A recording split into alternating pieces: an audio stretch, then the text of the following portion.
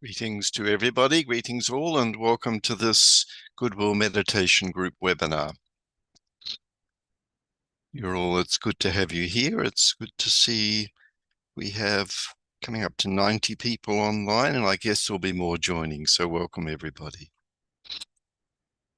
During this monthly online gathering on the last Wednesday of the month, we meet together as a group to work with a Goodwill meditation. This is really what we're doing.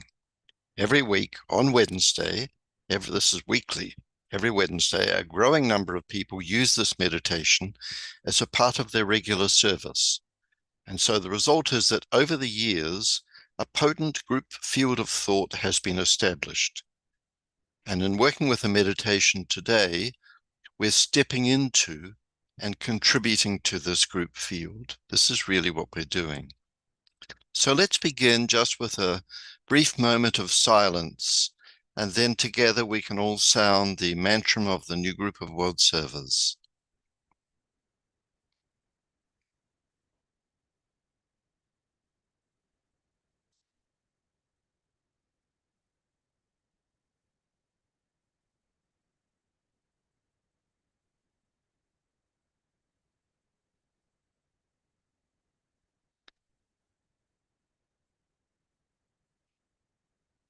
May the power of the one life pour through the group of all true servers.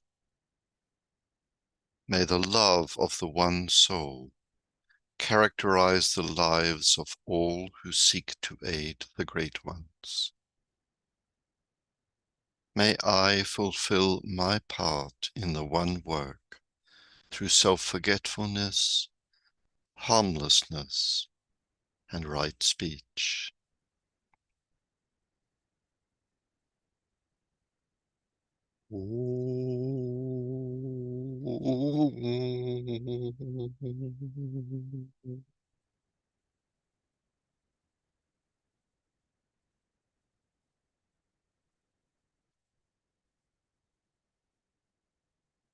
Thank you, friends.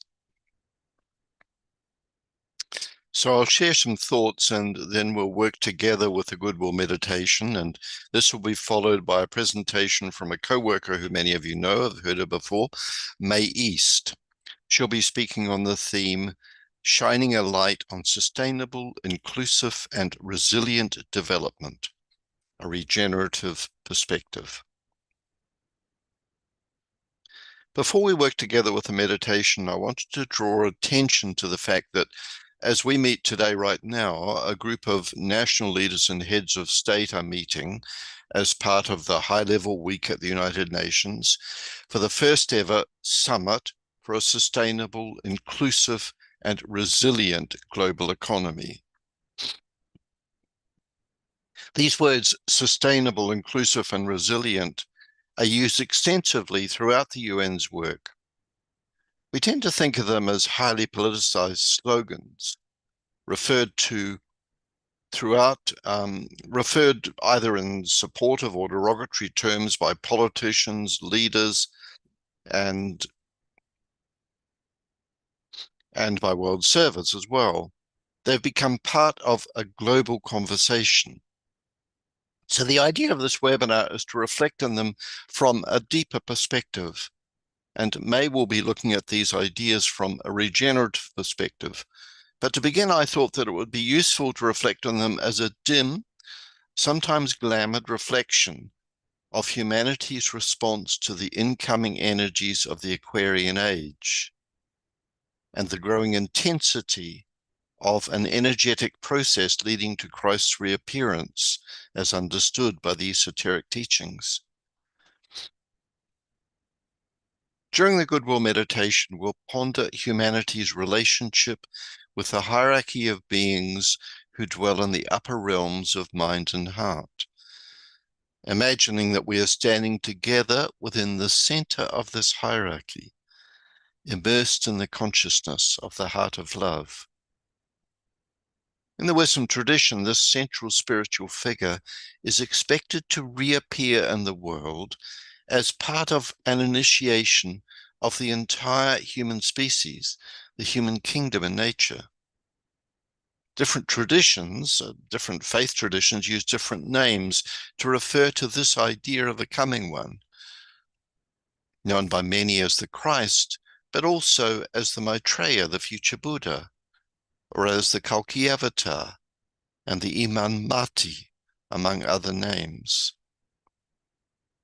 We can understand this process of initiation for a whole species of nature, culminating in the reappearance of the universal cosmic Christ, in terms of humanity's experiments, experiences, aspirations, and glamours around certain modern principles endorsed in recent decades by governments of the world and expressed in such phrases as sustainable, inclusive, and resilient development, or leaving no one behind, or universal peace in larger freedom. The plan, the divine plan, is concerned with the transformation of consciousness, primarily with an understanding of oneness that will be so transformative that it will restore something of the divine circulatory flow, leading nations and peoples to be motivated by a will to share and to build right relations. And through this long historical process, humanity is becoming the world disciple. Clearly, the slogans that drive United Nations programs, goals, and debates reflect something of this revelation of oneness leading to right relations.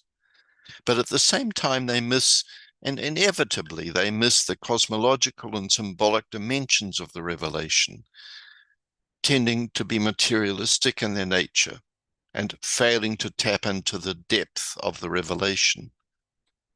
Yet, while they can easily be dismissed as empty slogans, sometimes even thought of as dangerous slogans, they still carry echoes of a discipleship response to the revelation of wholeness, and so need to be lifted rather than besmirched.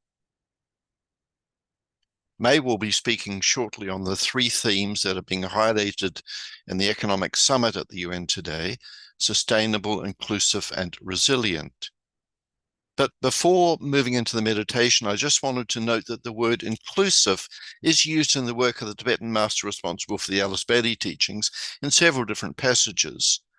And it's interesting, for example, that while one of the descriptions for the lower expression of sixth ray forces is violence, fanaticism, and willful adherence to an ideal, a lower expression, the higher expression of the sixth ray is referred to in Volume 2 of Esoteric Psychology as directed, inclusive idealism.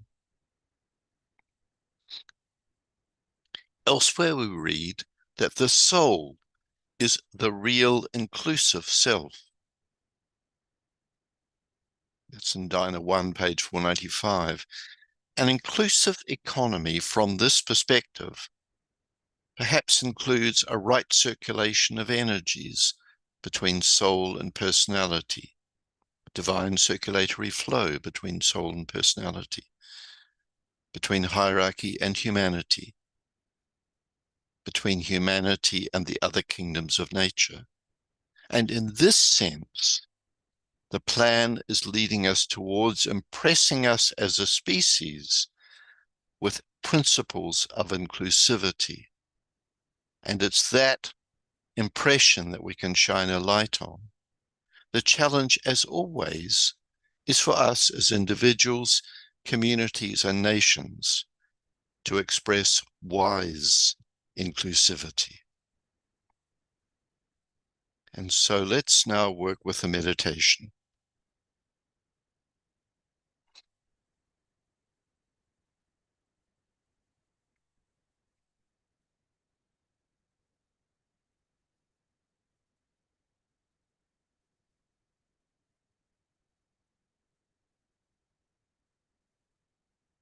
Link up in thought with all those people throughout the world who are working with this Goodwill meditation group.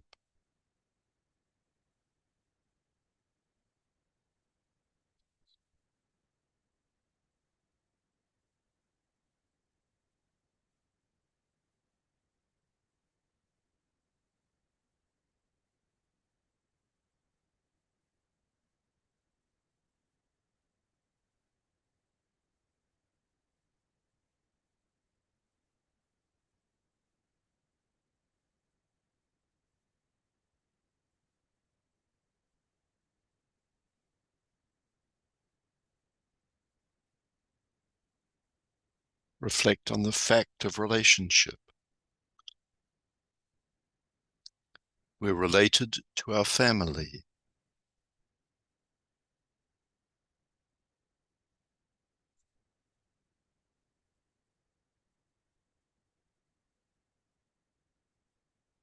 to our community,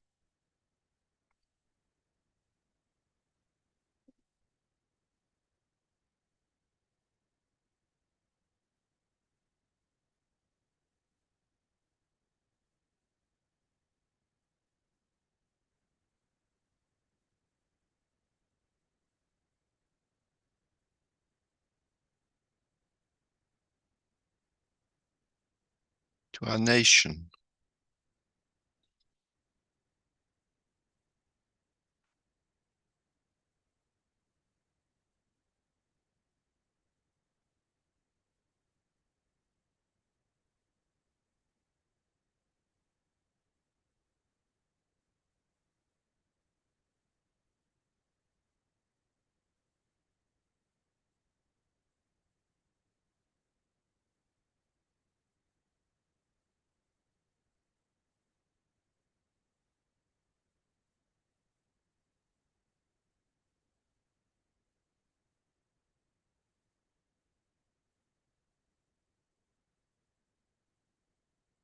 to the world of nations,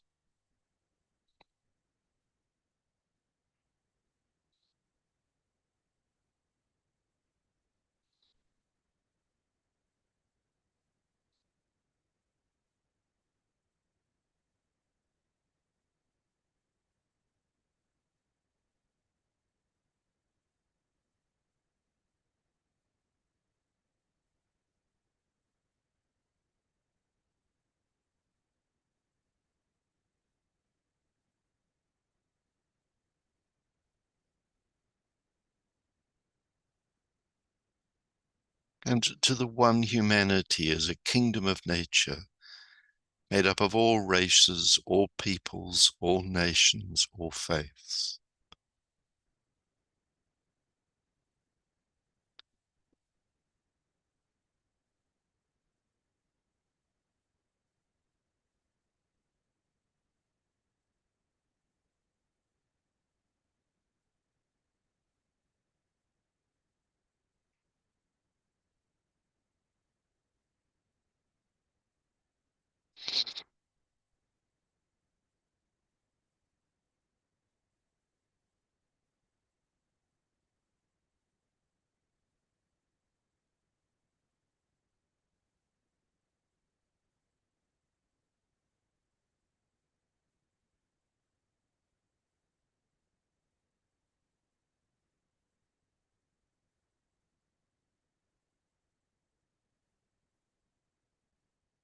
And now let's use the mantra of unification. The souls of all are one, and I am one with them. I seek to love, not hate. I seek to serve and not exact due service. I seek to heal, not hurt. Let pain bring due reward of light and love. Let the soul control the outer form, and life and all events, and bring to light the love that underlies the happenings of the time. Let vision come and insight. Let the future stand revealed. Let inner union demonstrate, and outer cleavages be gone. Let love prevail. Let all people love.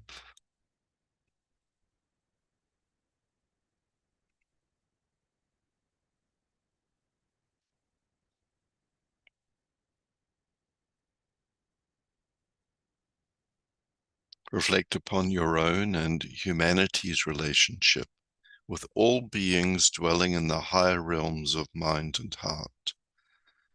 spiritual hierarchy of saints, rishis, bodhisattvas, masters, ancestors, honored by all the world's religions and spiritual groups.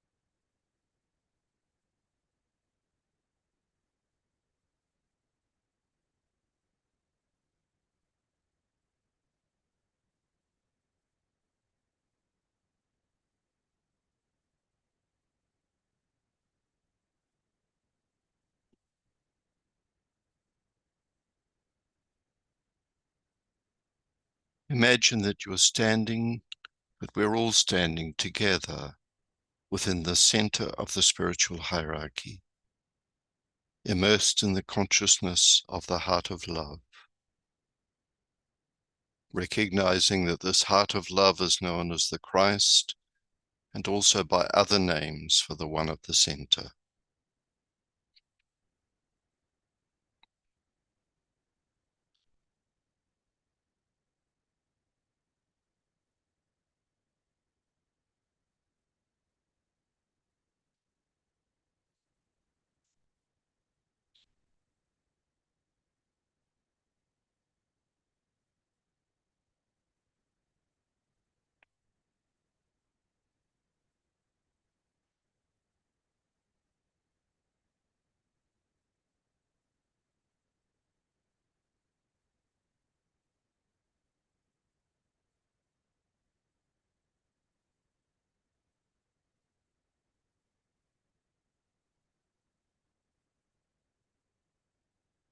And maintaining this high point of contact, let your thoughts reach out to include all members of the human family in whom the energy of goodwill is active.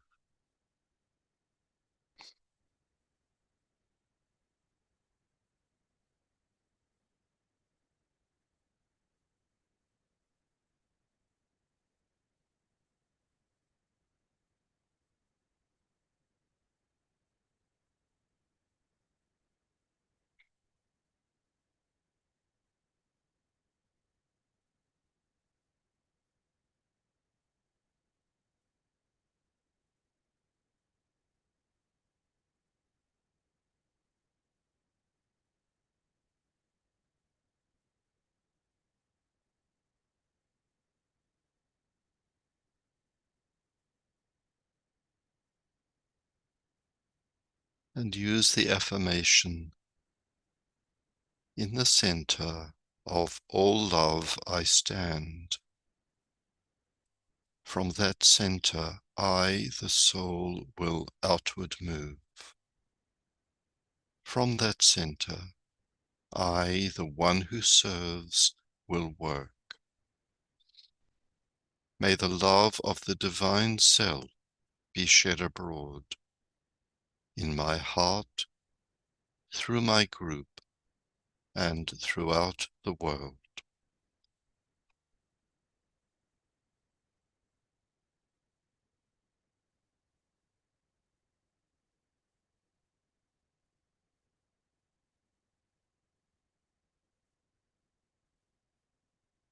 Visualize the energy of love flowing from the hierarchy through all the men and women of goodwill and into the hearts and minds of all people, infusing them with goodwill and creating loving and harmonious human relationships.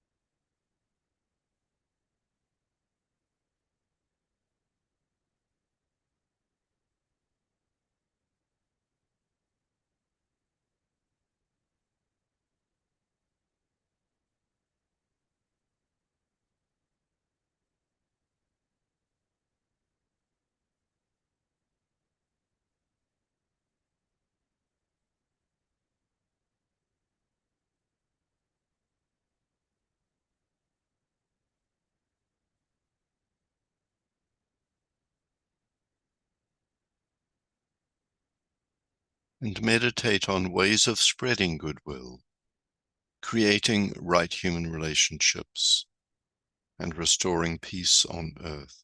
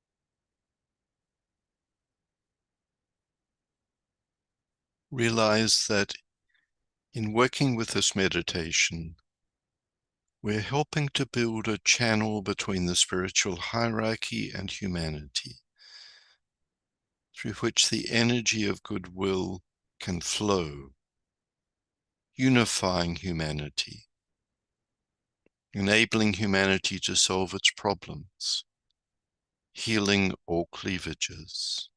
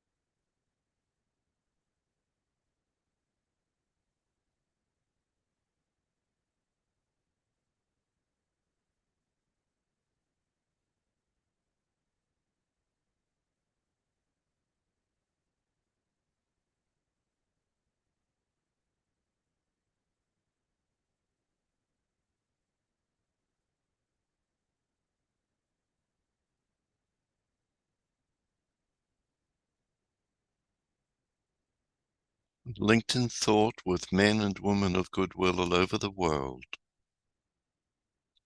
sound the great invocation using the adapted version. Sound it with deliberation and full commitment to its meaning, knowing that as you do this, you are radiating the potent energies of this invocation to humanity.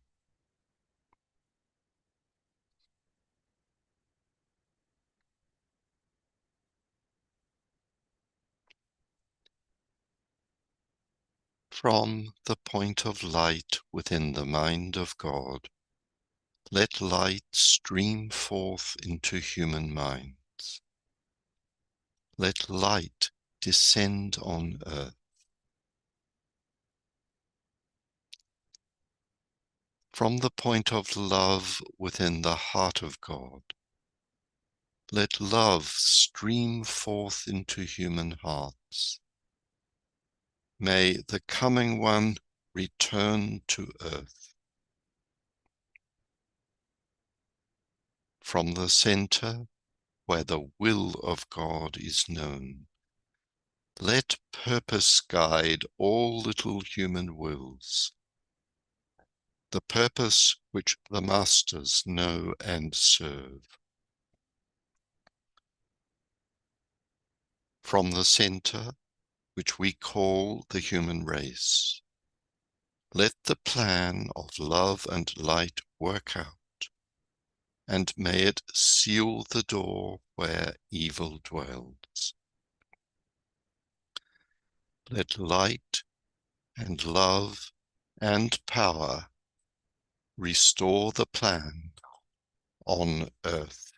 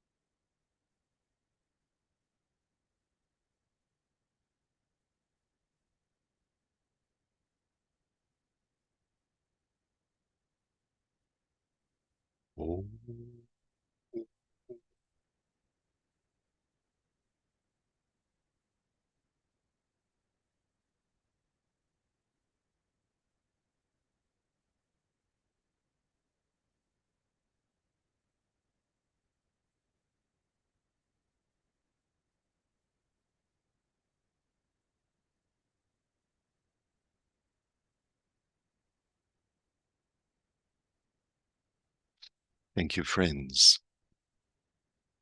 Now, it's a great pleasure now to welcome May East as our guest today. There she is. Hello, May. Many will no doubt remember May from her previous contributions to World Goodwill events. She's been a co-worker and student of the Alice Bailey teachings for many years. May describes herself on her website as an international urbanist, consultant and educator who thrives by working at the edges of biocultural spatial systems. And she's often spoken at World Goodwill events about edge work. And for many of us, that relates deeply to the work of the Ageless Wisdom. May leads the Findhorn community's engagement with the United Nations. She's a long-term resident of the Findhorn community. She's a UNITA Fellow with the United Nations Institute for Training and Research, a writer, and an urban designer who's worked as an educator and consultant with cities and communities around the world. May has a PhD in architecture and urban planning, and you can check out her writing, which I really recommend, and her activities at her website, mayeast.co.uk. So, May, we've invited you to speak to us today about a regenerative perspective on sustainable, inclusive, and resilient development. Thank you, Steve. I greet all co-workers. Before we explore these three concepts of sustainability, inclusion, and resilience, I would like to invite us to hold three awarenesses. The first one is related to languaging, or the use of words and concepts. We know that words are world makers, concepts even more so. They do not only describe realities that already exist, they also generate new ones. Sometimes they mirror current trends, at other times they move ahead of us, pointing toward what is aspirational, helping to precipitate new directions in the relationship between humanity and the planet. This takes us to the second awareness. We are here working today with the assumption that relationship is the fabric of the universe that we have just experienced with our meditation. And these three concepts express different aspects of the relationship between humanity and the natural systems that sustain life in this planet where we are working right now. The third point of awareness concerns the fact that these three concepts are not universally applicable. There is No single international consensus on what these concepts mean. Their essence is shaped by those who use them. They are colored, qualified, and transmitted through the eyes of the seer. As quantum physicists remind us, the way we see reality is the way reality shows up for us. So, in our role as world workers, as units of service, we are called to see, to qualify, and to transmit these three concepts as affirmations of life. So, with these three awarenesses in mind, let us now explore how sustainability, inclusion, and resiliency are evolving as life unfolds and informing the international discourse, the policies, the aspirations, the conventions.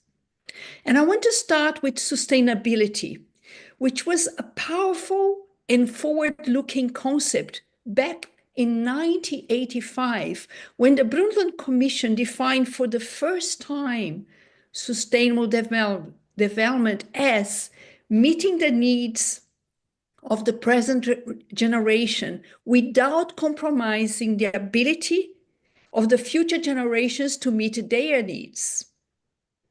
It was a noble vision at that moment, but often criticized as too human-centered, very anthropocentric. In practice, sustainability attempts to maintain a balance between a flourishing society and a healthy environment, encompassing an economy that is just for all, and also ensuring resources like water, soil, and air remain available for human well-being now and in the future. And yet today, we know sustainability is no longer enough. How can we sustainably bring back what has already been lost? Sustainability was, and it still is, a necessary step, but an insufficient one, because its focus on maintaining the status quo cannot repair the systemic damage that our economies and lifestyles have inflicted on Earth's life support systems. That is why our generation is moving towards a regenerative way of thinking. Regeneration here means bringing more life, more vitality, more viability, which is vitality over time, so that human and ecological systems can co-evolve over time. Take the example of carbon emissions coming from cities. When you think that cities cover only 4% of the surface of the planet, but are responsible for 80% of global energy consumption, 75% of carbon emissions, and 70% of the use of natural resources. A sustainable approach for reducing carbon emissions maybe is about replacing bus fleet of a city with electric vehicles, or switching to LED streetlights. The goal here is to reduce harm by cutting the emissions and improving efficiency. But a regenerative approach redesigns the transport system around active travel, cycling lanes, green corridors, walkable neighborhoods, while planting urban forests that absorb carbon and cool the air. The goal here then becomes to restore vitality through urban interventions, bringing more life to the ecosystems while strengthening the sense of community and belonging. So as we speak about belonging, let's explore the concept of inclusion. Inclusion is often described as ensuring that all voices, especially those at the margins, are heard and valued. It means creating conditions where everyone regardless of background or status, can participate fully in society and in decision-making. Yet, at its core lies a paradox. Who has the power to include whom? Who grants legitimacy? Who sets the boundaries of belonging and participation? A regenerative perspective reframes inclusion. It's not about one group granting space to another.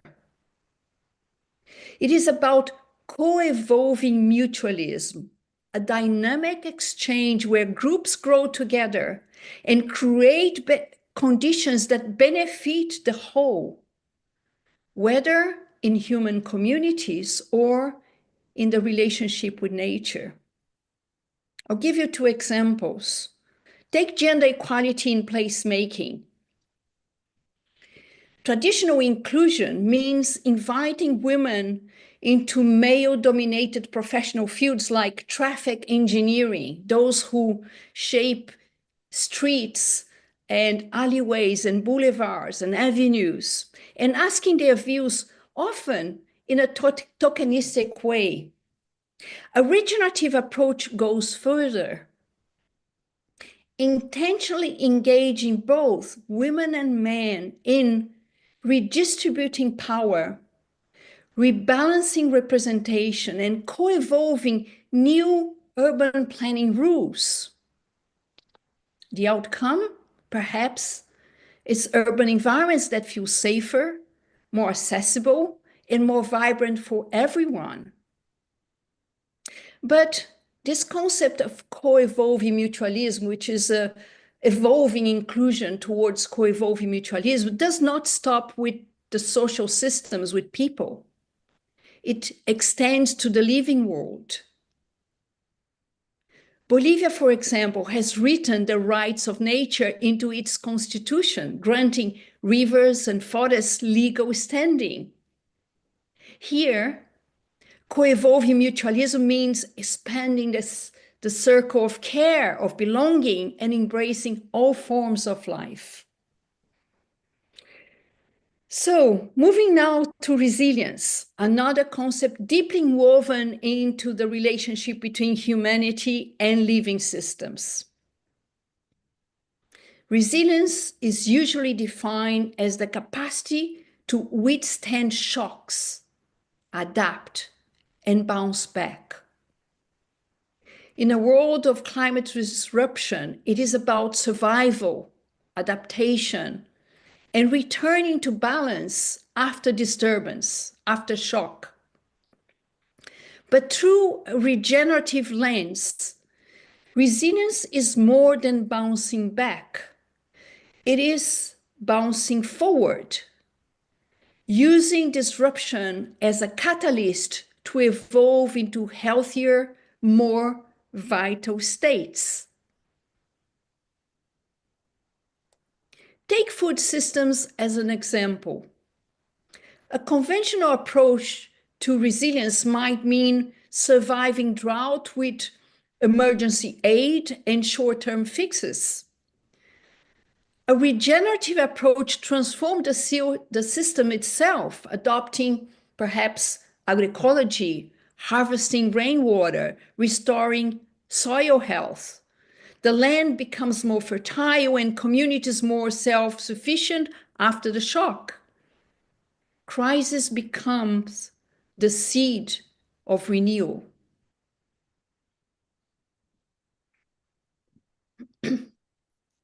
Sustainability, inclusion, resilience. These three concepts have been informing much of global conversations and is still informing both conversations and international conventions. We have the whole set of sustainable development goals informing how we develop people and the planet. Yet through a regenerative lens, they expand. They become part of a science of living systems, reminding us that human survival and well-being cannot be separated from the vitality of the greater community of life. And so the invitation before us is not simply to sustain, but to regenerate. Not simply to include, but to co-evolve. Not simply to bounce back, but to bounce forward. When we step into this regenerative protagonism, we begin to see our lives as a continuous stream of usefulness to others, to our communities, and to the web of life itself. Thank you. Thank you, May. Wow. There's a lot to think about there. And I hope that we'll please raise your hands if you want to speak with May and either ask her a question or make a comment. I always appreciate, May, the depth of thought that you put into a presentation like this. And there's much for us to hold in mind. First of all, this idea of just the role that words and concepts play. And like I was thinking about that as I listened to that, in relation to impression and expression, the way in which the plan's working, so that there are universal ideas that are being impressed into human consciousness. Mm-hmm. And so the way we respond to the words, which can be interpreted all sorts of, reflecting all sorts of different value systems in humanity, the way we respond is the way we really express our responsibility. Yes. To the plan, to how we see service. And it's really incredible because it involves every single human being. I mean, we happen to be conscious of this. So we have an added, like, it's a razor edge path. But I think that's a really significant thing for us to stop and think how we're reacting to all of the politics around sustainability, say, to be less reactive and more pondering what's a higher expression that's possible at this time. David, thank you for raising your hand. Sir, do you want to unmute yourself? I think you can do that. Yep. Yo. Yes, I'd like to read some statistics from the UN that applies to what May is talking about. Half the world's population lives on $2.15 a day. 20% of the world population lives on $1 a day. If there was a hypothetical village of around 100 people, 6 would own 59% of the world's wealth and all 6 would be American.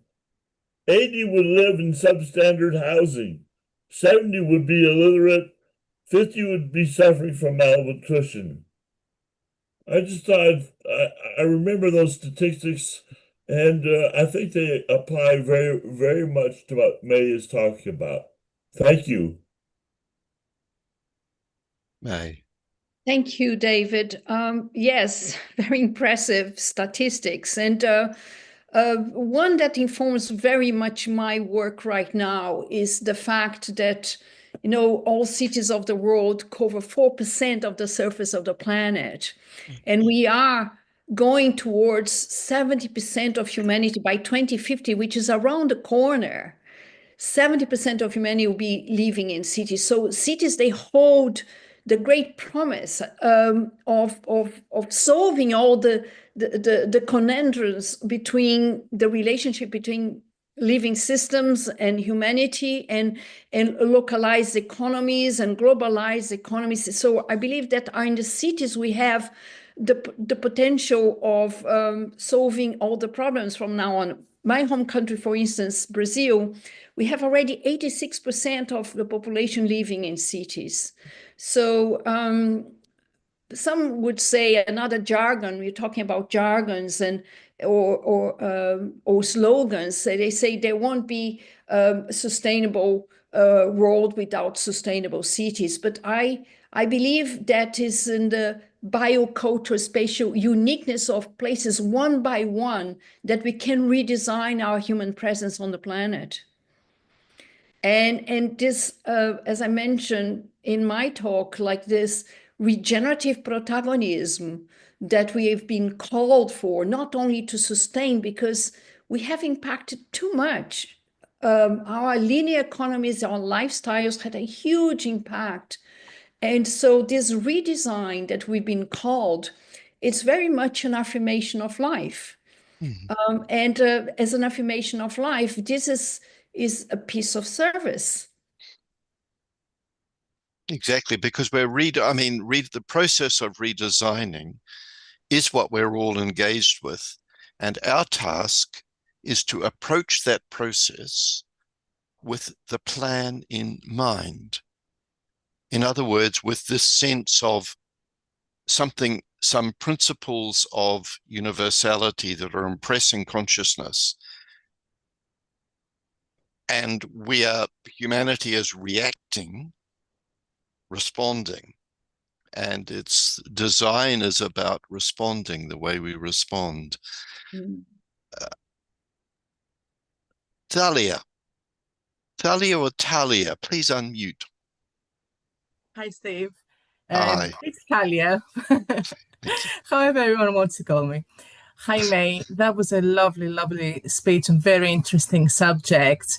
I wanted to contemplate a little bit around regeneration and the step we need to take as humanity to move from the point of sustainability, which we're not even there yet, really, to the point of actually actively manifesting regeneration on the planet. And the first thing that came to mind was around our attitude to sacrifice.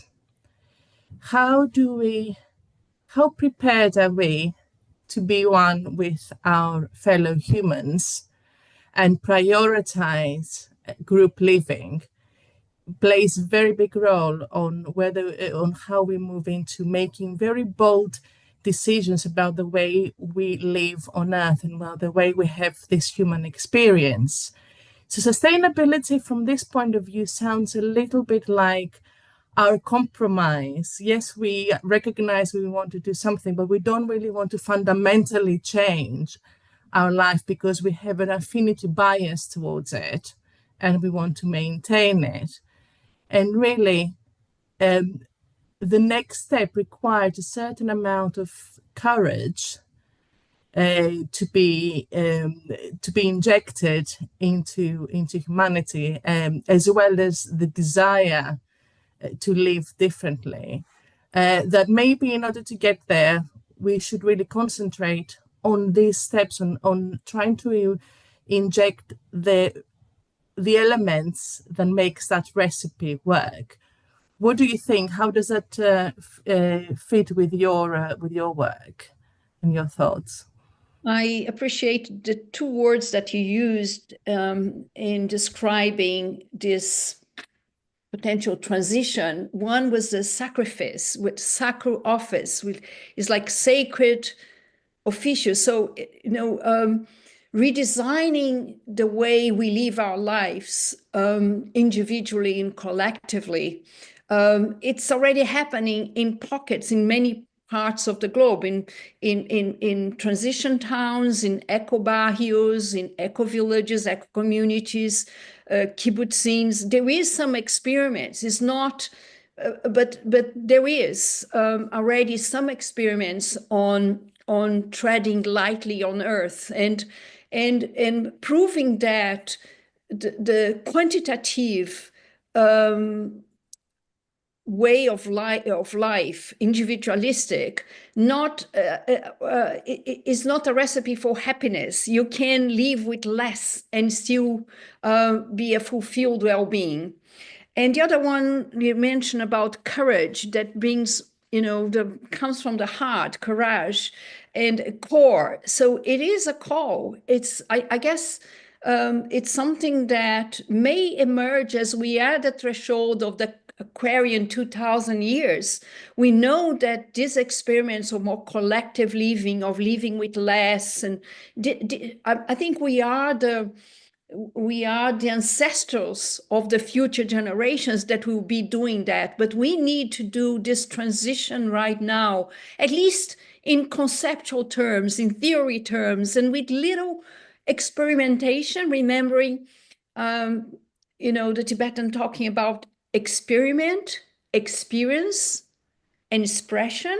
So we're still in the experimenting. Some of us have some experience. We are not yet expressing that, but we are at the cutting edge. So we are world workers. So what are the concepts that are at the verge of being precipitated that will create this balance needed between living systems and human systems, and where everybody, using another jargon, not leaving anyone behind, being resilient, being inclusive, and being sustainable, regenerative. So it's not a response, it's a commentary.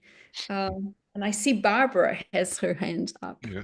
Please Barbara, unmute yourself. Hi, May. It's wonderful to see you, as always. And you make everything sound so easy, and it's so articulate.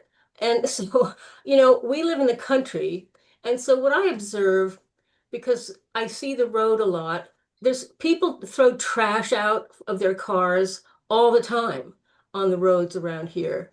This area, which is the Hudson Valley, is becoming a bedroom community for wealthy people in New York City. So the developers are snapping up acres of land, for example, 50 acres, and building 10 luxury $1 million homes there, which the people around here can't afford. So it's raising the taxes, and people are being taxed out of their homes. And I just don't see how people are changing here. And it's really frustrating because you can't talk to people and say, and be in a critical way, and yet it's hard to communicate the urgency of all of this. And so what do you say to that? Yeah, just 2 points that I want to, before, how do we communicate with them? I would like to say that from the 4% that cities cover or urban environments cover the surface, 2% of those, or 50%, 1.8 to 2, which is half of it, is dedicated for roads and parking lots.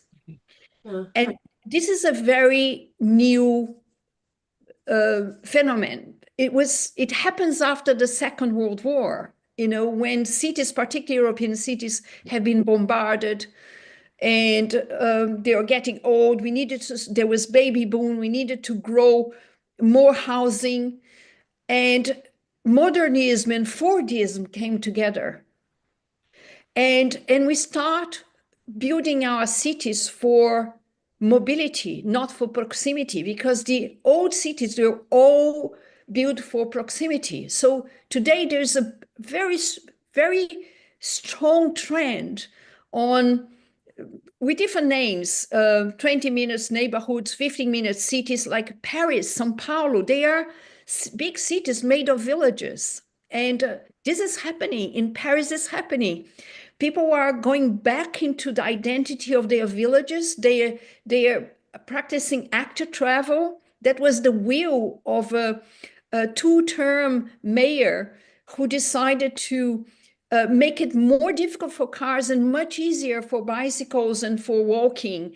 And the river had 3 species 10 years ago. Today, the Seine has 55 species. It takes step by step and political will and commitment of, I heard over the last decade, I heard so much complaint from Parisian friends, and now they are sold. They realize how better it is to live.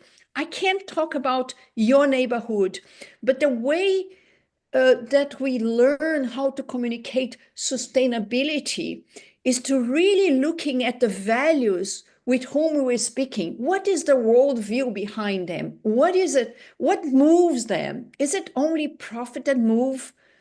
or is safety that moves? So you need to go to what moves? What is the glue of these new communities that are gentrifying your incredible rural area? What is it? And you need to speak from that point. You need to speak from because they are doing this move because they have concerns. So what are their concerns, and how we can engage in the regenerative conversation on what triggers them, not what we believe is important. Wonderful. Thank you, May. From the comments, first of all, there's some wonderful links that Matthew Martin has put in from UNESCO's Sustainable Cities Platform and Inclusive Education and visionarypolitics.net. So have a look at those. And there's a question for you, May, from Eddie A. Eddie A wants to know how you see the link between the United Nations, regenerative, the Goodwill, let's say the Goodwill meditation, and the plan of God. But maybe just some thoughts around, say, the plan, your understanding of the teachings, as that relates to these three words. While we're doing the meditation, I had an insight, but I didn't fully catch, but I'll try to catch now back. You talk about the right circulation of energies. And I believe we are in this big living system. When we talk about sustainability, resilience, and inclusion, we're talking about this relationship between humanity and the living systems. I didn't expand humanity, living systems, hierarchy, and all the other levels. But one of the insights I had, which is, I haven't elaborated, but I'm going to share, was around inclusion, because there was something like, I'm questioning inclusion as a concept. Who includes who? So in our path as disciples to be, who includes who here? Are we including the soul? Is the soul including the monad? Is the monad including us? Is the beginning of the journey one path of inclusion? The second part of the journey is another path of inclusion. And how this little unit of consciousness that each one of us is relates to the ashram. When are we included? Who includes us? Do we feel included in the ashram? At each moment, do I really feel I'm in the field? And when I'm in the ashram, when do I really feel the ashram is part of hierarchy? And when I'm there, how can we really reach out towards Sirius? And where is the will of God? This is all about who includes who, when, and how. So it is really an orchestration of circulation of energies. So why my talk today was about the circulation of energies and how we're naming, our relationship with air, water, soil, and all of that, and particularly in urban contexts and all that. This can be another conversation into inclusion. In which moment I feel included, or who includes what, but I'm not going to map that. I was just opening the conversation. It's beautiful. Inclusion is such a key word. That if we include everything and everyone, that's the human species. That's an incredible thought, to include all elements of human consciousness as the species exists today, then the new group, then the ashram, the soul. I think we're actually at time, but let's hear from Catherine, and then Catherine will make you the last commentator. Whatever. So Catherine, do you want to unmute yourself, please? Yes, thank you. Thank you. Oh, what a lovely seminar this has been today, and I thank you so much, everyone who's participated in May. And I could just say very briefly, really, that what I have been hearing the whole time are the love and the light and the power that we invoke with a great invocation. And so those of us who feel like, what can I do? What can I do? Every time we sound the great invitation, we are doing. We're moving in the direction of the vision that May has clarified for us today. So thank you. Thank you to everyone who's been part of this.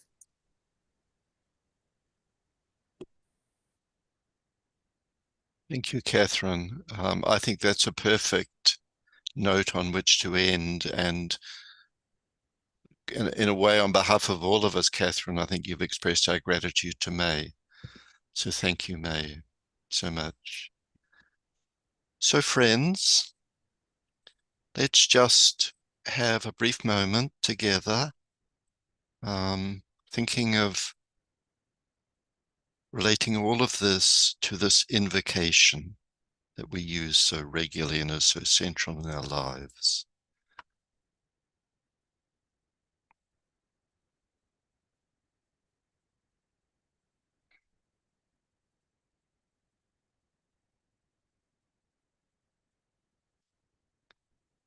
Thank you, everybody. Here we have the meetings that are coming up. Thank you, May. Thank you, everybody. The meetings that are coming up. The next meeting, October the 13th, the Triangles Meditation Group webinar. Then the next one in this cycle of where we use the Goodwill Meditation, the Goodwill Meditation Group webinar is on October 29th. Now, you'll see that on October 29th, the times for Europe, UK, and much of the rest of the world changes. Everything will be an hour earlier because this is the time when New York, US is still in daylight saving, and much of the rest of the world has moved off daylight saving onto standard time. So for those of you, most of you outside of US, you'll be switching to the time for that meditation will be an hour earlier than what you're used to. Then the Libra full moon meditation is on October the 6th. That's actually the next meeting that comes from the family of groups from the Lucis Trust. So thank you, friends. Thank you for your participation. Thank you, May. Thank you, everybody. Bye-bye.